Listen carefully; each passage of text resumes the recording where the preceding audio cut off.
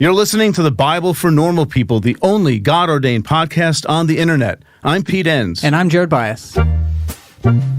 Welcome, everyone, to this episode of the podcast. Before we jump in, one more reminder that we have the Evolution of Adam video series coming out October 28th. Make sure you check it out. Yeah, and this is a 6-week series.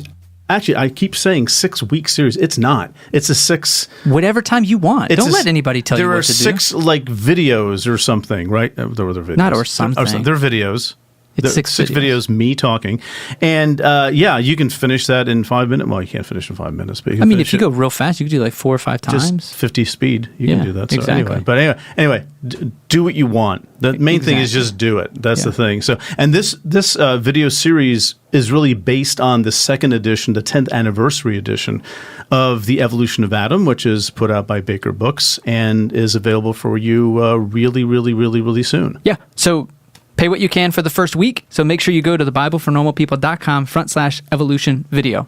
Okay, well, our episode today is Monsters in the Bible, and our guest is Heather Macumber. And Heather is Associate Professor of Biblical Studies at Providence University College, and she has a book called Recovering the Monstrous in Revelation. So check that out. But As in the book of? The book of Revelation. Right, yeah, right. Yeah. But that's not the title. No. It's just in Revelation. In Revelation. Yeah. We just had to, let's make sure we're real clear about these things. We just made that more confusing than it had to be. So this is interesting. I have to say, I have to preface this whole episode with, I've been nerding out about this for a year when we first learned about Heather, and I thought, what a wonderful episode to have right before Halloween.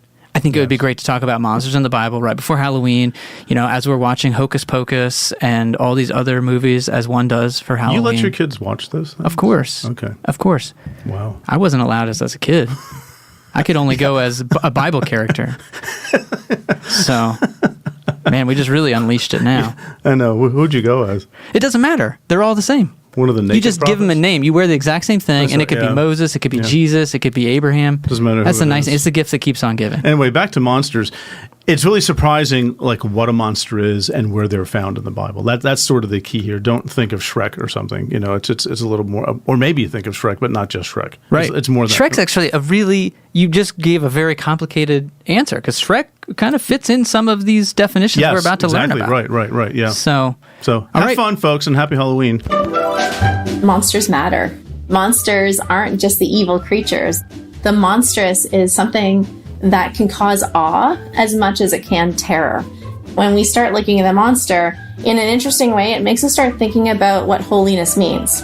And it also helps us to not sanitize the God of both the Old and New Testament, but to realize we cannot put God in a box and try to make God comfortable. Well, welcome to this episode of the podcast, Heather. It's great to have you. It's great to be here. Thanks. So before we get started, I think it's really important to ask what happened, what went wrong in your childhood that led you to want to study monsters in the Bible? Yeah. That's a good question. So I did most of my doctoral research on angels, and I was working a lot on angels in the book of Daniel and the book of 1 Enoch and a little bit of the Dead Sea Scrolls. And I was very focused on, kind of the traditional idea of the angel in heaven as a kind of the good character comes to help and is sent by God to humanity. And I was very interested in the intersection with the earth and heaven. And it was good, but it was really lacking, I think, some, critical groundwork. And I really wanted to present at a conference, and I wanted to present on the book of Daniel and the angels. And I remember looking at, they always have these descriptions of, what they're looking for. And I remember them saying something, we're looking for some critical methodologies, post-colonial, feminist, and then monster theory. And I thought, what is monster theory? That came out of nowhere, didn't it? So, okay. So then, as one does, when you're, presenting at a conference, you try to kind of craft your presentation so it fits into a session. And I thought, well, monster theory sounds interesting. And I just started going down this rabbit hole of monster theory. And at the end of it, I realized that the angels I was studying were not that different from the monsters that were coming up in monster theory. And so it led me into this really strange realm of biblical studies where I started finding monsters everywhere. Okay. Under the bed and in the closet too, or just more in the text? Well, my family's very obsessed with dragons and monsters, so they really are everywhere in my life. Yes. Gotcha. Okay. So just very basically, what is a monster in monster theory? All right. Well, monster theory is a way of reading a text by prioritizing the monster.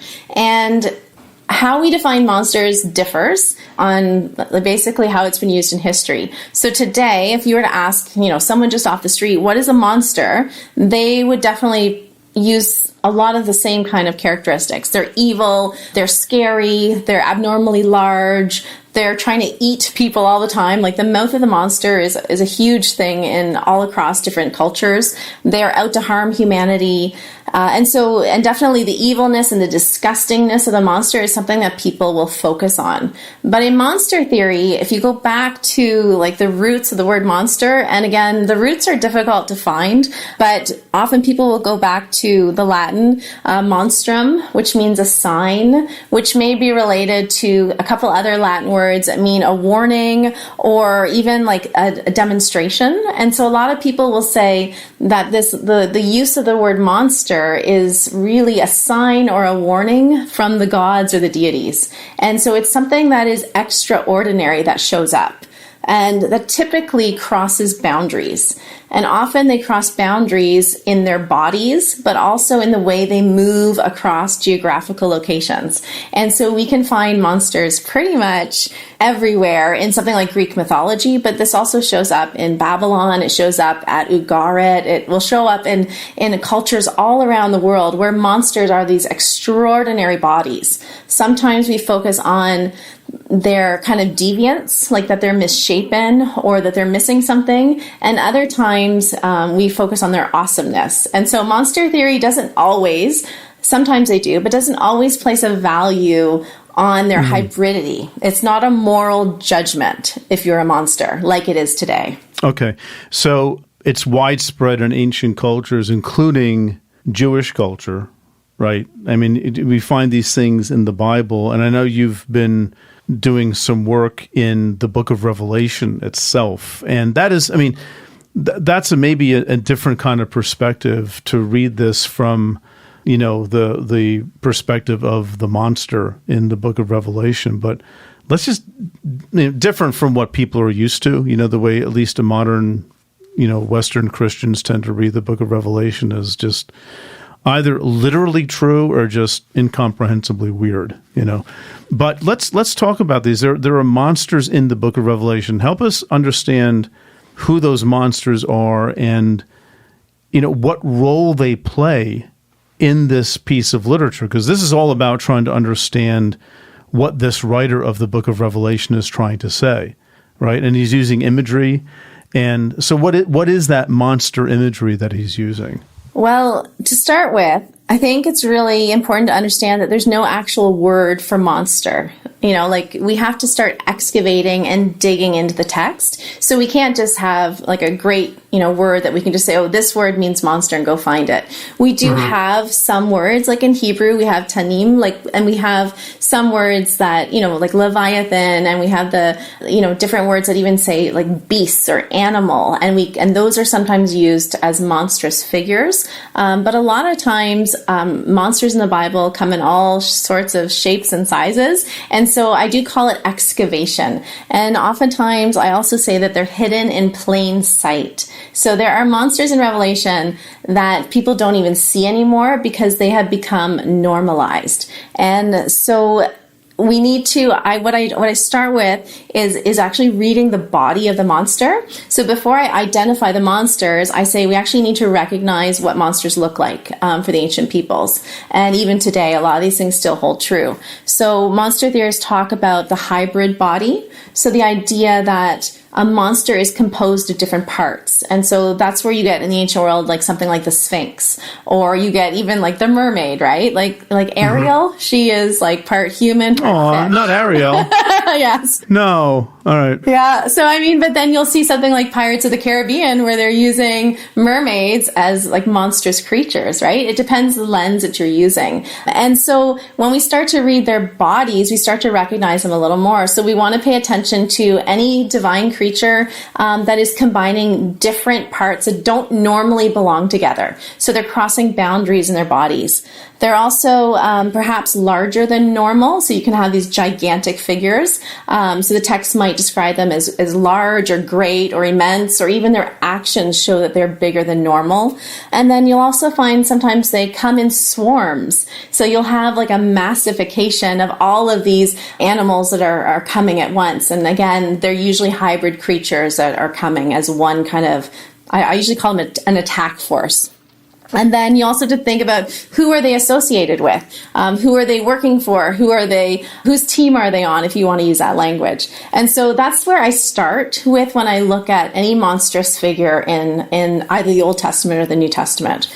So when we get to the book of Revelation, one of the ways that people look at it is they really see it through the lens of the dragon and the two beasts. So Revelation 12 and 13, that those are our chief monsters, right? Because they are the aggressors, they are the negative, what often we call the evil characters, and that they are, the dragon goes up to heaven to attack it. He's attacking the woman clothed with the sun. And so oftentimes people will focus on the dragon as the figure of chaos. And this gets us back to that ancient figure of chaos who shows up all throughout the Old Testament, the Leviathan or other monstrous kind of sea serpents, right? And we have this narrative of the God of order in the Old Testament who fights the chaos monster and then defeats the chaos monster. And often the chaos monster is representative of some kind of empire, whether it's Pharaoh in Egypt or whether it's Nebuchadnezzar or whether it's Antiochus, right, in the book of Daniel and beyond.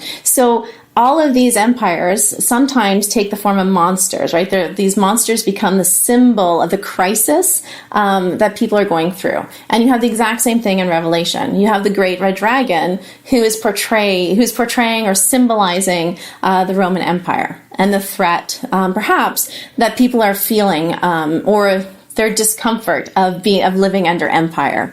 And so when I look at Revelation, it's really easy to look at the great red dragon as the monster. But then what happens is we forget about all the other hybrid and divine creatures that populate this book. And that's actually where I often focus, is these other creatures that don't get the airtime, because monster theory is actually prioritizing the monsters. And even in a book like Revelation, you would think that monsters are being centralized in the narrative, but it doesn't always happen. A lot of times, scholarship hasn't really given them the focus. So let's give these guys some airtime. Yes, let's do that. These poor monsters who have been in the shadows for so long. I thought they liked the shadows, though. No, that's time to come out of the shadows. They do. And some are in the shadows, and again, some are not in the shadows. So let's start with some of the ones that perhaps get some negative feedback from people. So the first one are the locusts in Revelation 9. And I like to focus on them because most scholars see them as evil and as disgusting. So I don't know how familiar you are with these locusts and what they look like, but they are described as having human faces and long hair, and their familiarity, like that human face that's familiar to us, becomes really unsettling because they have lion-like teeth and they have tails like scorpions, and they attack.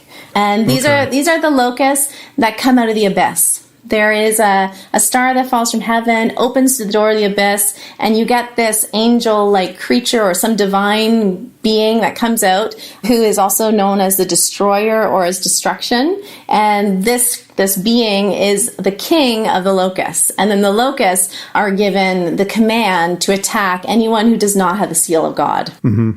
So, I mean, they have a human face. They do. Which, when you said, I'm not kidding, that's sort of like, it freaked me out a little bit, because there's something about animals with human faces that's frightening. I don't know. It's not cute. when dogs look like dogs, it's cute. But when you put a human face on an animal, it's so strange and so other. You know, you can't help but be a little bit frightened. But you're saying that, are you saying that these are sort of an enemy figure in the Book of Revelation or not? Well, it depends who you ask. So if you look at a lot of the scholarship around it, a lot of people will argue that destroyer or destruction, however you want to call, like Apollyon is one of the names he's given, of this king that rises out of the abyss. They will say he is representative of Belial or Satan. So he's some kind of evil or satanic figure. And these locusts are demon-like. And so already you can see all of these labels are being added onto these creatures already. They're not in the text. They're not called demons. They're not called evil. Okay. But as you read deeper into the scholarship, you just see all of these labels are just being added onto them. But what's interesting is they are doing the work of God. They are very closely aligned with the divine throne room, and they are, what I argue, part of a divine army or attack force. And so very much like the Old Testament locusts in Joel or Exodus, they seem very much to be divinely sanctioned to go in and to attack. And just like in Exodus, where the plagues were limited in, who they would affect, the locusts are also limited in who they can attack, for how long they can attack. And they're even told not to attack the vegetation, right? Like Earth is given a reprieve, but it's the people without the seal or the mark who are attacked by these locusts. And so this is not the dragon's attack force. This is actually coming right from the divine throne room. Do you think there is an intentional parallel with the plague story in Exodus, or is it just a common thing that happens in biblical stories?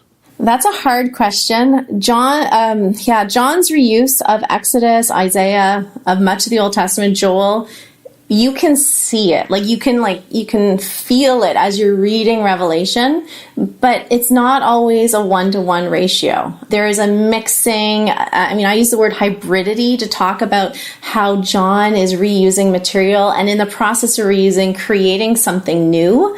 And so I absolutely think there is a reuse of Exodus, but it's not a 1-to-1 application of it. He's doing something different here. And in the process, it's pretty unnerving. And your use of the word other is actually spot on when it comes to monster theory, because we often describe monsters not as evil, but as other. And whether they're good or bad, or good or evil, if we want to use those terms, their main qualifier is other. They don't fit our categories. So just to go back to that, what's at stake in terms of when we read Revelation and maybe make assumptions about what monsters are good or bad? How does that impact how we read Revelation, or maybe other biblical texts where the other is assumed to be bad? I just think in my tradition, if it's other, it's assumed to be bad. And so what's the implications of that? Well, one of the biggest implications is that if we follow kind of the chain of command back from the locusts, the next creatures that we get to are the four riders of the apocalypse. And again, they're another group of monstrous creatures that are often seen as negative, as demonic. They're bringing, plagues and awfulness to humanity. And there's a real reluctance in scholarship to see the connection between the four riders of the apocalypse and the heavenly creatures. And I find it fascinating because a lot of artistic depictions don't have that hesitation. So you'll see, like in Albrecht Dührer's engravings, that they have usually some kind of angel who's almost like pointing the way forward for the four riders. Sometimes you'll even have a lamb in the corner representing, the lamb of Revelation 4, who's kind of sanctioning the use, the coming of these riders. And even in the text itself, it's really clear that the living creatures are saying, come, go. They're giving their divine assent, from the throne room through the living creatures to the four riders, and then eventually to these other monstrous creatures. And so when we start following the chain of command back, we realize that the locusts and the four horsemen or four riders of the apocalypse are part of God's army. And what happens when commentators call these creatures evil, monstrous, ugly, I mean, monstrous is fine, but like ugly and deviant is that they start to make excuses for why God is using these creatures. So they'll say that God uses evil for God's own purposes, right? It's like a way of trying to excuse why God is being aligned with these creatures. Yeah, I mean, because the book of Revelation is, for many people, including myself, uncomfortably violent. And right, so I can understand why people would do that, but it doesn't mean it's a good reading of the text. Okay, so the riders they're sort of part of the chain of command. Are they monsters themselves, or are they just helping us understand that this is all a God thing that's happening here with the locusts? Yes, the riders. So when I try to read the body of the monster, the riders are harder because we don't have as much description of their actual bodies. And yet, I mean, they're probably some kind of angelic cavalry, similar to what you have at the end of Zechariah. You have like angels on chariots kind of going out and patrolling the world. So this idea of angels on horses moving throughout the world is not uncommon in the Old Testament. I mean, I would also say that angels themselves, by their very definition and being, are also monstrous creatures. Okay, yeah. And seeing riding on horses, that's a little bit maybe weird. You know? Well, can I, not to take us too far afield here, or maybe I will, maybe I do want to do that. I want to extrapolate that because I think there's this bigger principle here of how monsters, in the way you've defined them, are portrayed, particularly in their relationship to God.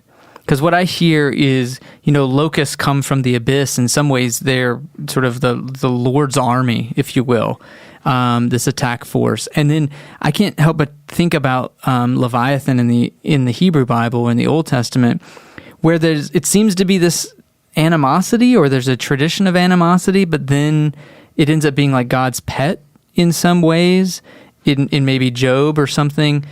And so I guess it just brought to mind, what in the biblical story do we see different relationships of these monsters, these various monsters, to God? Are some enemies, some not enemies? And how do we kind of adjudicate between those? Because I think with Revelation, it might be tricky. Like you said, a lot of scholars just make assumptions. So how do we kind of know how these monsters are functioning in the Bible as far as it relates to their relationship to God? I think, first of all, we have to be really careful about judging their appearance. To say, oh, you're a hybrid, therefore you're evil or you're disgusting, therefore you are like counter God. And this comes up actually quite often, both in Daniel and in Revelation scholarship. So let's pick another example, which will get us back to the Old Testament. But if we look at the living creatures in Revelation, they are they're very classic kind of reuse of the cherubim of Ezekiel, for example. And in Ezekiel, they have 4 faces, and they're pretty scary beings, right? They're like the ancient sphinxes of the world, and they surround the throne of God. And they are keeping people from accessing the divine, right? They're kind of the guards that guard the divine throne in many of these cases. But when we think about like hybridity, when people look at like the locusts, for example, it's pretty easy to say, oh, they're ugly, therefore they're evil. But when we look at the cherubim, and their bodies are just as hybrid, they're just as scary, and they're just as dangerous. That's another thing about monsters, is they are dangerous. Whether we deem them good or evil, they are dangerous. And the cherubim fit all the characteristics that the locusts do, for example, but people will look at them and say, oh, they are an example of God's creation, right? They are showing God's wholeness in creation, and all these things fit together beautifully. But really, I mean, they're monsters. They're scary. They are crossing boundaries. And even the living creatures in Revelation, they're not just crossing animal human, but they also may be crossing inanimate objects. There is debate about how much the living creatures, both in the Old Testament with the cherubim and the living creatures in Revelation, are part of the throne of God, right? Are they separated from the throne? Are they part of the throne? The Dead Sea Scrolls go into this a little bit as well in the Songs of the Sabbath Sacrifice. So there is debate about how animate versus inanimate these monsters are. Hey everyone, Jared here. I have a very exciting announcement to make before we get back to the podcast. Last year, I released a book called Love Matters More: How Fighting to Be Right Keeps Us from Loving Like Jesus. Well, as we head into the holidays this year, I thought it would be appropriate to revisit this idea, so I have a brand new limited episode podcast out called How to Disagree, where I talk to a religiously conservative father and a progressive daughter as they talk about how they've managed their relationship over the years. I talk to a married couple, one politically conservative and one politically liberal. In one episode, I interview a communication and conflict expert, and I had a blast with all of these episodes and more. The series is about how to disagree with people you love, and you can find it in the show notes of today's episode of the Bible for Normal People, or just search wherever you listen to podcasts. And if you haven't already, I would encourage you to pick up a copy of Love Matters More: How Fighting to Be Right Keeps Us from Loving Like Jesus. Okay, now back to the podcast.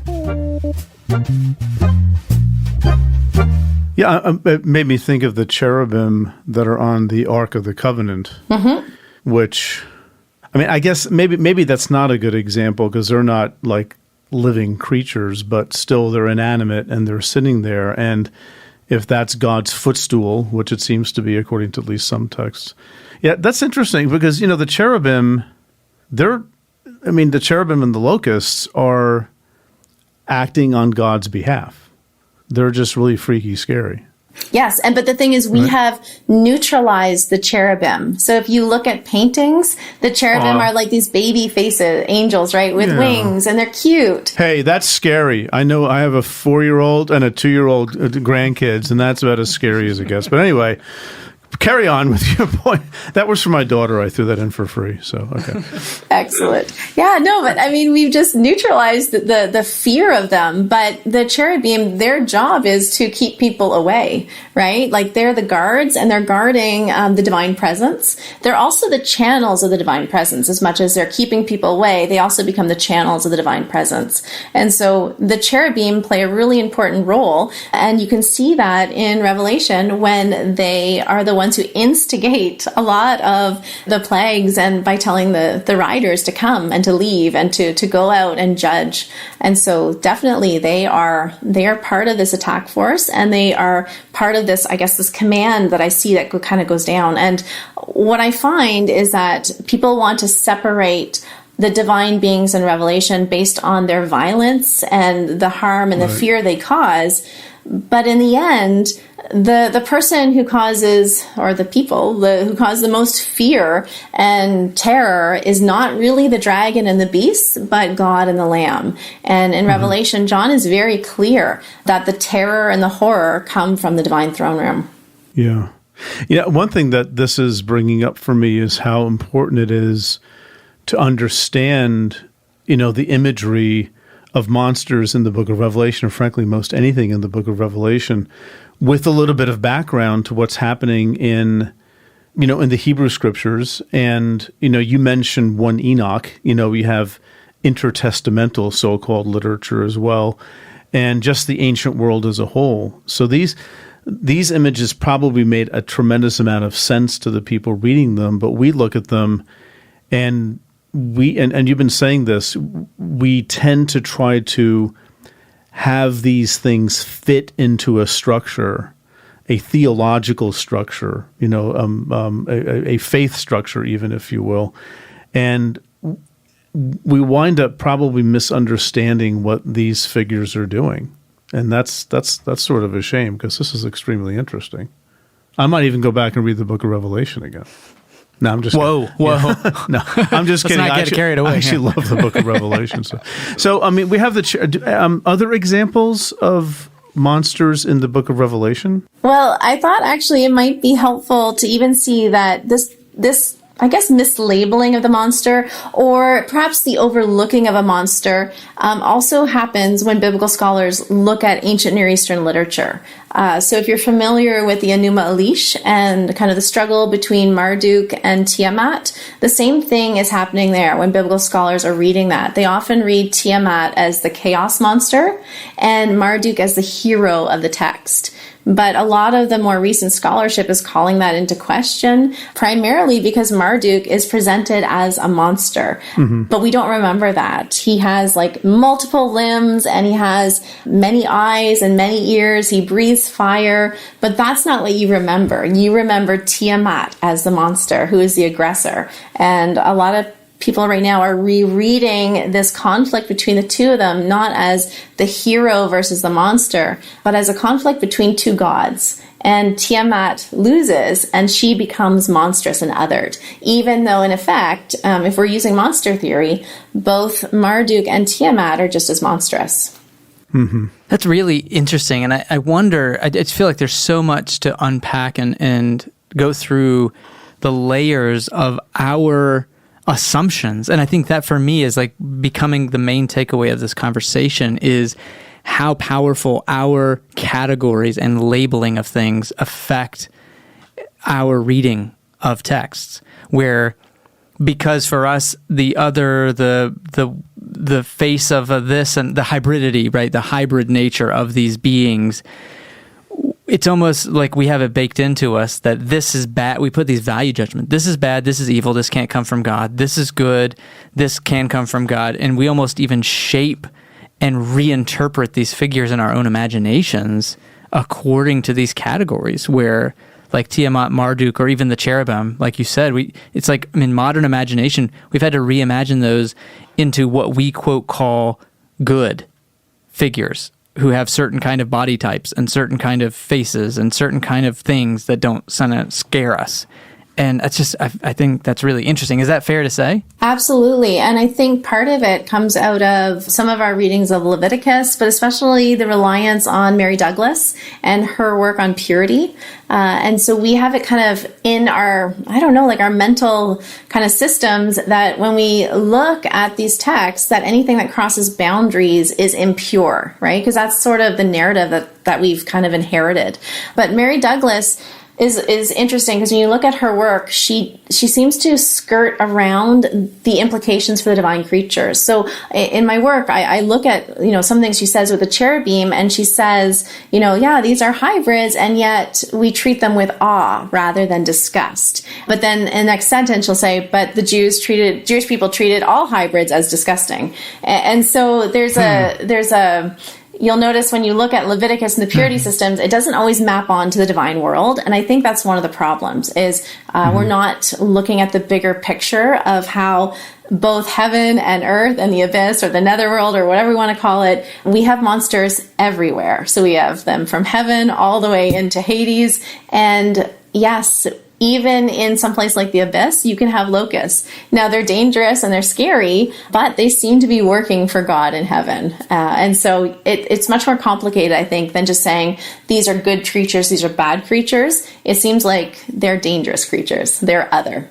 Right. And again, I want to maybe bring up this as a bit of an interesting point for me that in my tradition growing up, I guess kind of in modern imagination, the most disfigured, scary creature is the Satan, right? Or the devil. Mm-hmm. And yet in the biblical text, the few times that this figure shows up, not really presented that scary. Not really that seen as the way we've maybe configured Satan or the devil in our modern imagination. And yet these figures that are actually acting on behalf of God is portrayed or depicted in even scarier ways maybe than we would see the devil or Satan in the Bible. Is that fair too? Maybe I'm missing some points there. No, I mean, the body of Satan, sometimes it's referred to, as an animal, like as a lion prowling in Revelation. There's, the serpent of old, the devil, Satan, the great red dragon. There's an amalgamation of all these figures.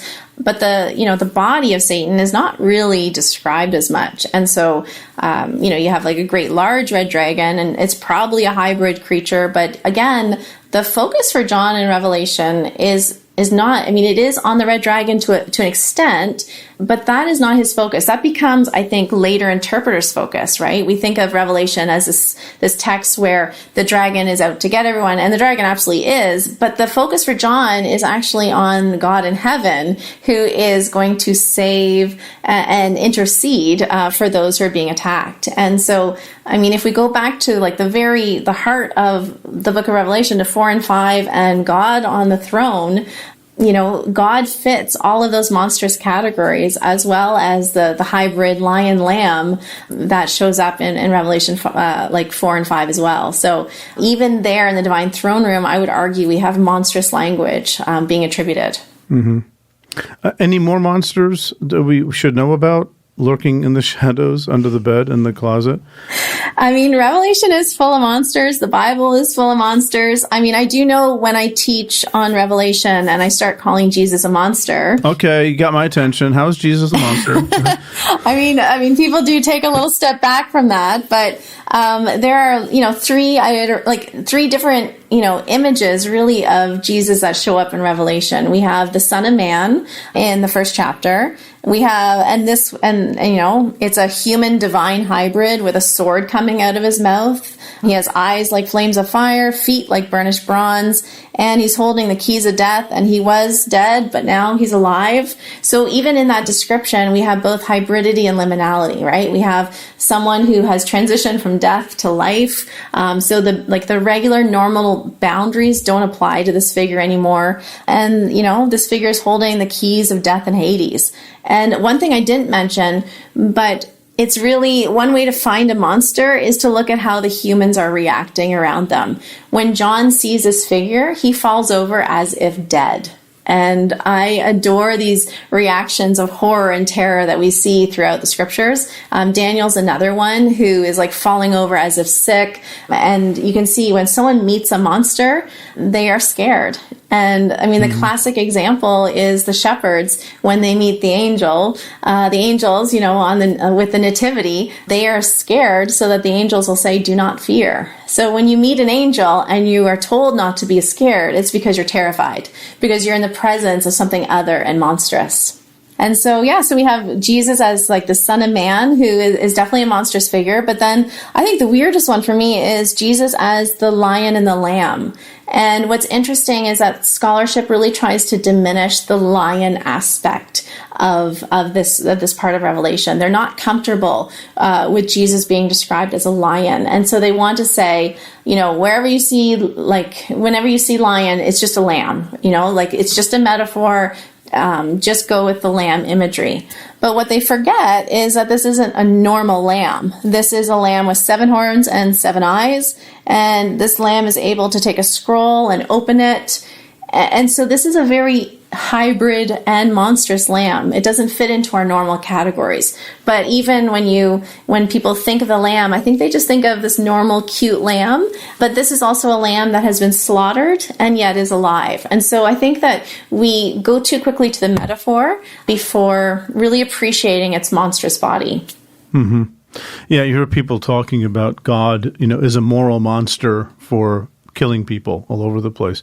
But I just want to piggyback on things you've been saying all along, and especially at the beginning, for our listeners, that it all depends really on how we define monster and what we mean by that.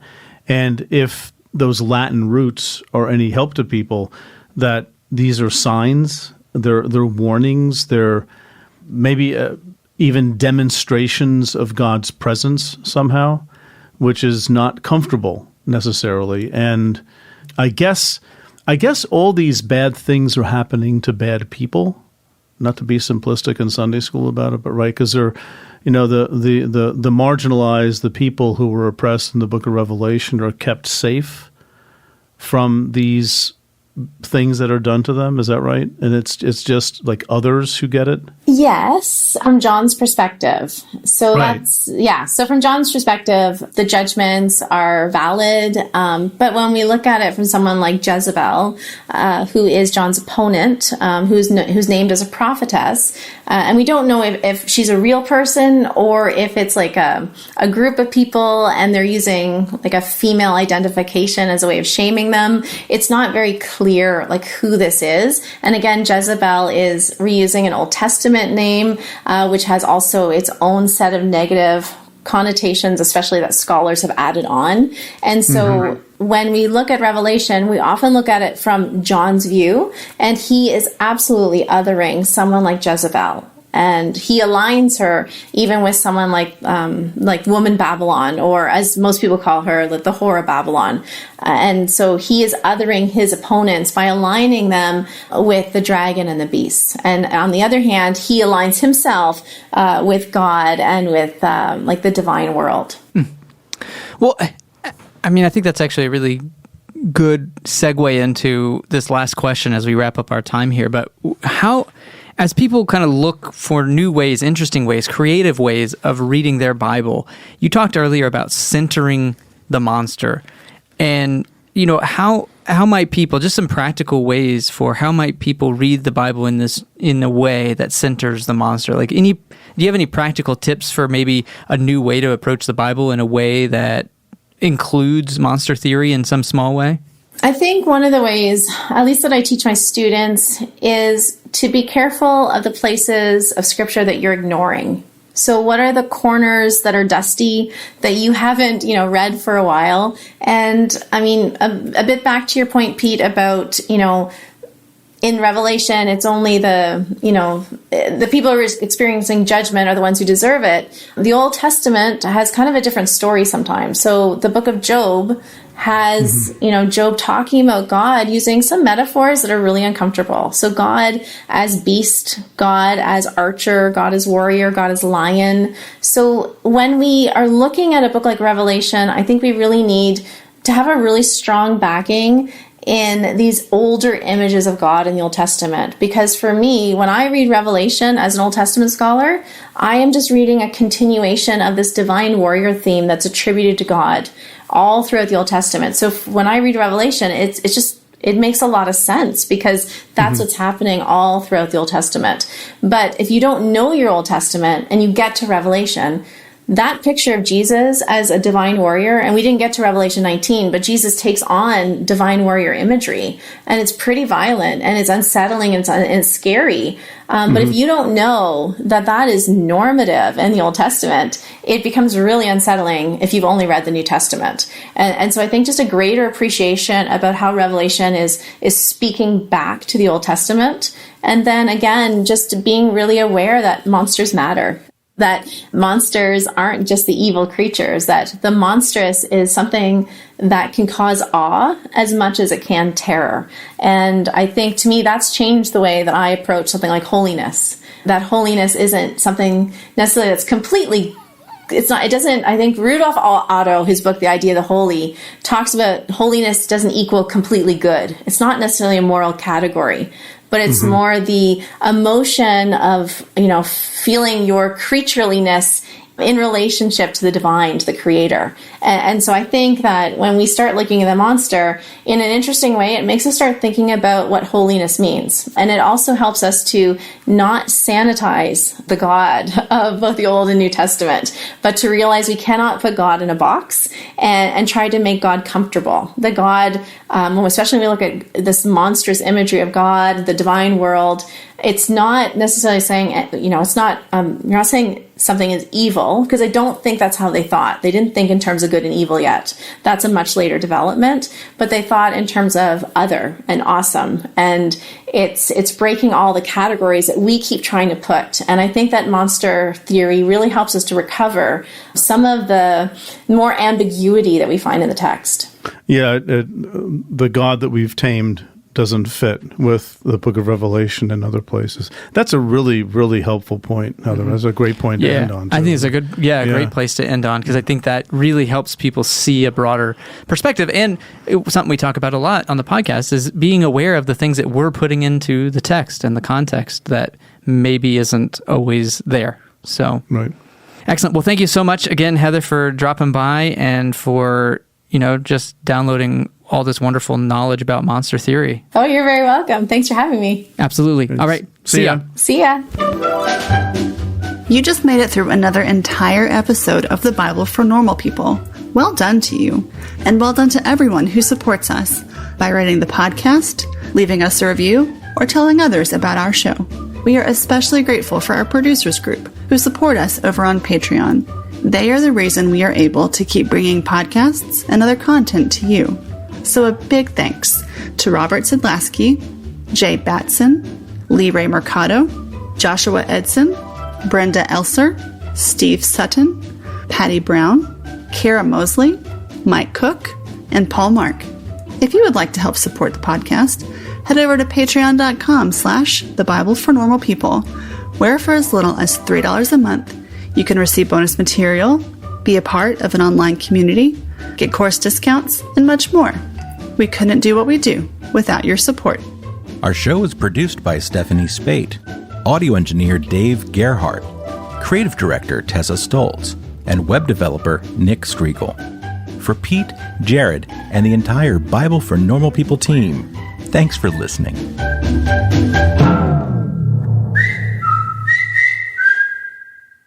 Recovering the monstrous in Revelation. You can see how that's relevant to what we're going to be talking about today.